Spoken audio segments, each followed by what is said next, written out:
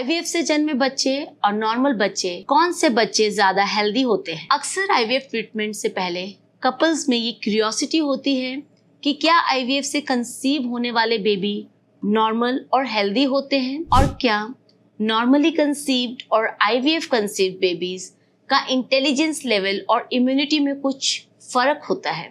आज हम इस बारे में बात करेंगे। हेलो एवरीवन, मेरा नाम डॉक्टर अमरिन सिंह, एक इनफर्टिलिटी और आईवीएफ स्पेशलिस्ट, यथार्थ हॉस्पिटल, नोएडा एक्सटेंशन। आज हम ये एक्सप्लोर करेंगे कि क्या आईवीएफ बेबी और नेचुरली कंसीव्ड बेबी में कोई फर्क होता है या नहीं। सबसे पहले जानते हैं कि आईवीएफ की हिस्ट्री के बारे में। सबसे पहला आईवीएफ बेबी 1978 में पैदा हुआ क्योंकि उसकी मदर के फैलोपियन ट्यूब्स ब्लॉक हो गए थे। आज उस बेबी की एज 40 इयर्स है और वो 3 हेल्दी बेबीज की मदर हैं। उनके सब बेबीज नेचुरली कंसीव्ड हुए हैं और वो एब्सोल्युटली नॉर्मल है। ये स्टोरी टेक्नोलॉजी के चमत्कार को दिखाती है और इस मेडिकल ब्रेक थ्रू ने बहुत सारी फैमिलीज को खुशियां दी। स्टडीज के मुताबिक नेचुरल कंसेप्शन में एबनॉर्मल प्रेगनेंसी का परसेंटेज अराउंड 4% होता है और आईवीएफ में ये थोड़ा ज्यादा, जैसे कि 7 to 8% होता है। ये डिफरेंस आईवीएफ पेशेंट्स के हायर एज और इंट्रिंसिक फैक्टर्स की वजह से हो सकता है, जो एबनॉर्मेलिटीज को कंट्रीब्यूट करता है। अब समझते हैं आईवीएफ के प्रोसीजर के बारे में।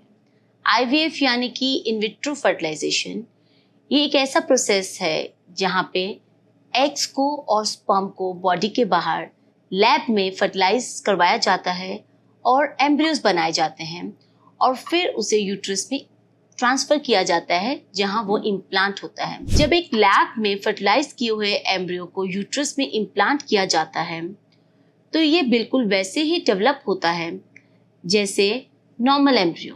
क्रोमोसोमल या जेनेटिकल डिफेक्ट स्पर्म्स या एग्स में हो सकते हैं जो एबनॉर्मल बेबीज को जन्म दे सकते हैं। ये रिस्क नेचुरल और आईवीएफ प्रेगनेंसी दोनों में एम्ब्रियोज का डेवलपमेंट चाहे नेचुरली हो या आईवीएफ से एक सिंगल सेल से शुरू होता है जो सेल डिवीजन के थ्रू डिवाइड होता है। तो इसलिए आईवीएफ कंसीव बेबीज और नेचुरली कंसीव बेबी में कोई डिफरेंस नहीं होता है। अब बात करते हैं आईवीएफ से कंसीव बेबीज के अर्ली लाइफ के बारे में। आईवीएफ से पैदा होने वाले बेबीज भी बिल्कुल नॉर्मल बेबीज की तरह होते हैं। इनके माइलस्टोन्स, फिजिकल और मेंटल डेवलपमेंट भी एकदम सेम होती हैं जैसे कि नेचुरली कंसीव्ड बेबीज की। अब बात करते हैं हेल्थ और जेनेटिक्स की। स्टडीज दिखाती हैं कि आईवीएफ से पैदा होने वाले बेबीज भी बिल्कुल नेचुरली कंसीव्ड बेबीज की तरह होते हैं। जेनेटिकल मटेरियल पेरेंट्स से आता है, इसलिए आईवीएफ प्रोसेस की वजह से हेल्थ पर कोई एडिशनल रिस्क फैक्टर नहीं होता। आईवीएफ का प्रोसेस सिर्फ फर्टिलाइजेशन के स्टेज को असिस्ट करता है और ओवरऑल हेल्थ और डेवलपमेंट सेम ही रहता है। अगर क्रोमोसोम्स की अनइक्वल डिवीजन हो तो क्रोमोसोमल डिसऑर्डर्स हो सकते हैं, लेकिन ये चांसेस आईवीएफ और नेचुरल प्रेगनेंसी दोनों में सेम होते हैं। और अगर पेरेंट्स में ऑलरेडी कोई जेनेटिकल या हेरिडिटरी डिजीज है तो इस केसेस में पीजीटीएम और पीजीटीए किया जा सकता है और एक एब्सोल्युटली नॉर्मल बेबी कंसीव हो सकता है। अब बात करते हैं कुछ कॉमन मिथ्स और मिसकंसेप्शंस आईवीएफ बेबीज के बारे में।